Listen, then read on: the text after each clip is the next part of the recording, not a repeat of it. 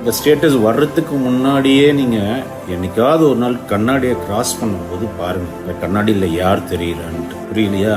அது நீங்கள் தான்.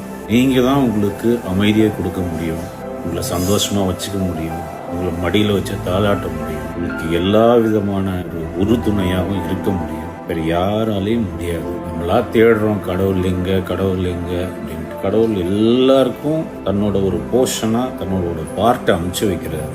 யாருன்னா உங்களோட பார்ட்டு தான், இதயம் தான். அது நீங்கள் நல்லவனா நினச்சா அது நல்லது, கெட்டதா நினச்சா கெட்டது. என் எக்ஸ்பீரியன்ஸில் சொல்கிறேன். இதை விட உங்களுக்கு ஒரு பெஸ்ட் ஃப்ரெண்டோ, நீங்கள் கனவு காண்ற அந்த ஒருத்தரோ யாரும் கிடைக்க மாட்டாங்க. அதனால தனியாக சாப்பிட்டு பழகுங்க, தனியாக நடந்து பழகுங்க, தனியாக உங்களுக்கு இயற்கைக்கு பிடிச்ச இடம் ஏதாவது கிடைச்சதுன்னா உங்க உட்காந்து மணிக்கணக்கா நீங்களே உங்க இதயத்து கூட பேசுங்க. இதையும் திருப்பி பேசும். அதுக்கப்புறம் ஒரு மேஜிக் நடக்கும், பாருங்க.